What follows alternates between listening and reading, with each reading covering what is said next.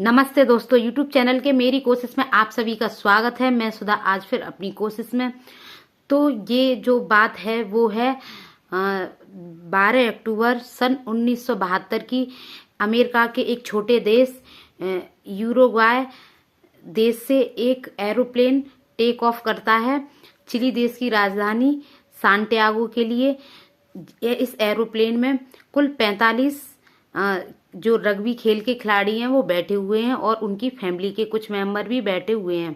उनकी फैमिली के जो कुछ किसी का दोस्त और किसी की फैमिली के लोग बैठे हुए हैं जो खेल खत्म करने के बाद दूसरी जगह जैसे खेलते तो वहाँ के लिए वो जाते हैं। तो उसमें बैठे होते हैं। जब एरोप्लेन उड़ने लगता है तो वो जो एरोप्लेन पायलट जो उड़ा रहे थे वो उनका कहना है कि वहाँ से वहाँ तक की दूरी तय करने के लिए 3 घंटे लगते हैं। लेकिन मौसम, क्योंकि वो पहाड़ी क्षेत्र है, पहाड़ी इलाका है, तो मौसम कभी कभी गड़बड़ हो जाता है, तो नहीं भी हो सकता है। कहा जाता है कि जो सबसे ऊंची चोटी है, पहाड़ हिमालय पर्वत बताया जाता है, उससे दूसरे नंबर की चोटियां वहाँ पाई जाती हैं। ये समझ लो, इतने बड़े बड़े पहाड़ वहाँ पाए जाते हैं। तो जब ये एरोप्लेन उड़ रहा होता है तो जो पायलट होते हैं वो सोचते हैं कि मौसम गड़बड़ हो रहा है, तो वो वहीं किसी और वहाँ पर उतार लेते हैं, लैंड कर लेते हैं। लेकिन कुछ देर बाद वो देखते हैं कि मौसम सही हो जाता है, तो वो पायलट फिर उड़ाने लगते हैं एरोप्लेन को। लेकिन थोड़ी देर बाद देखते हैं कि फिर मौसम गड़बड़ हो जाता है 1-2 घंटे बाद।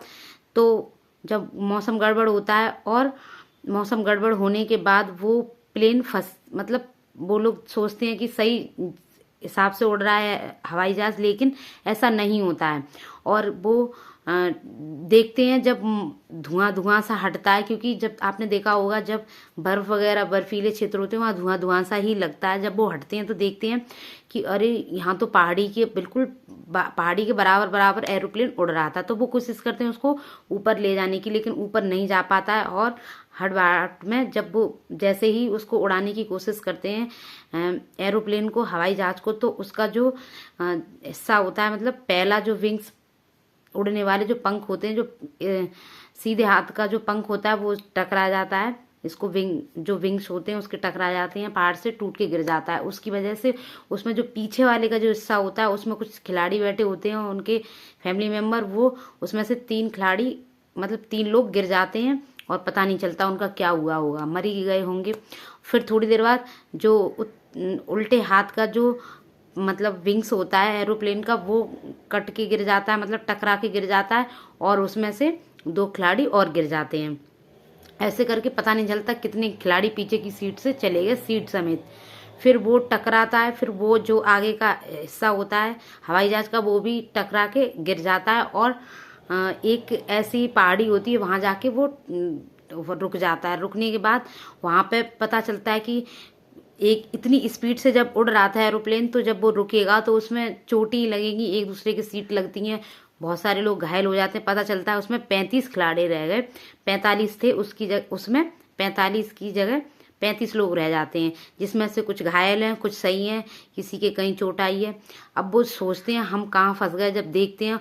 और जब एरोप्लेन गिरने के बाद दोनों पायलट की मौत हो जाती है, को पायलट और पायलट दोनों की मौत हो जाती है। तब वो देखते हैं कि अब तो ना कोई उड़ाने वाला, जब कुछ बचा ही नहीं एरोप्लेन में, सब टूट जाता है। फिर वो वहाँ फंस जाते हैं। फंसने के बाद वो देखते हैं कि अब तो यहाँ बर्फीला क्षेत्र है, बर्फ़ बहुत गिर रही है और बर्फीली हवाएं चल रही हैं। तो वो सोचते हैं अब क्या होगा, लेकिन वो उसी में अंदर बैठ जाते हैं। फिर रात को जो एवलांस होते हैं, यानी कि बर्फीले तूफान आ जाता है, और इतनी तेज़ी से आता है वो अंदर घुसता है, और उसमें भी कुछ लोग जो घायल थे वो फंस जाते हैं, किसी को सांस नहीं आती, उसकी वजह से और लोगों की मौत हो जाती है। मौत होने के बाद फिर जब वो लोग, और उसमें 2 खिलाड़ी ऐसे होते हैं जो थोड़ा बहुत नॉलेज थी, मतलब मेडिकल साइंस की, तो वो कैसे भी करके उपचार कर लेते हैं, कैसे भी करके सीट होती है उनकी, सीट के कवर उतार के उनको पहन लेना, क्योंकि इतना बर्फीले जगह में वो फंसे हुए थे। उनको ये नहीं पता था हम कहाँ पे आके फंस गए हैं, और उनने सोच लिया कि अब तो हम यहाँ मरने ही वाले हैं। उनको ऐसा लग रहा था कि अब कुछ नहीं हो सकता। लेकिन फिर जब वो ये सोचते हैं कि कहीं से तो मदद मिल सकती है, आप जाओ जब पता चला कि एरोप्लेन क्रैश हुआ है तो जो वहाँ की जो सरकार थी उन लोगों ने काफ़ी कोशिश की एरोप्लेन से देखने की, लेकिन इतनी ऐसी जगह फंसे हुए थे वो दिखाई नहीं दिए। उन लोगों ने रेड कलर का कुछ अपना दिखाया ऐसे ऊपर, लेकिन इतनी ऊपर से नीचे का नहीं दिखता है तो दिखा नहीं और उनको पहचान नहीं पाया। उनने उम्मीद छोड़ दी कि अब तो रेस्क्यू भी बंद हो गया। कई दिन तक चला लेकिन उनको वो खबर ही नहीं मिल पाई। और जिससे वो पता करते थे, जो रेडियो वगैरह होता है उसमें, उसके जरिए वो वहां से पता करते हैं, वो भी टूट फूट, क्योंकि वो पिछले हिस्से में जैसे डिग्गी बोलते हैं उस टाइप का होता है एरोप्लेन में भी, तो वो पीछे था तो वो भी गिर गया, तो ऐसे कुछ भी नहीं बचा। अब वो ये सोचते उसी हिस्से को ढूंढे, कहीं ना कहीं उसमें खाना भी था, क्योंकि बहुत ऐसे ऐसे काफी दिन बीतते गए, परेशान थे। धीमे धीमे करके जो घायल हो गए थे, इतनी सर्दी में ब्लड जमने लग गया, स्किन खराब होने लग गई, क्योंकि इतनी सर्दी इतनी वहाँ पे पहाड़ी क्षेत्र थे, वो भी बर्फीले पहाड़ी थे, तो वहाँ पर वो भी मर गए। अपनी आंखों के सामने उन्होंने, जो खिलाड़ी थे, उन्होंने अपनी फैमिली वालों को मरते हुए देखा। फिर आखिर में उनको बताया गया कि उनको भूख लग रही है तो अब क्या करा जाए। तो किसी ने उनको सलाह दी कि इन्हीं का मांस वगैरह खाया जाए, तो उन्होंने अपने परिवार वालों का मांस खा के जिंदा रहने की उम्मीद जगाए रखी। और वो खाना नहीं चाहते थे, लेकिन जब पेट में भूख लगती है ना तो कैसा लगता है कुछ मिल जाए खाने के लिए, ऐसे ही उन्होंने, कोई चारा नहीं था, उन्होंने वही मांस खाना स्टार्ट कर दिया, वो भी कम कम।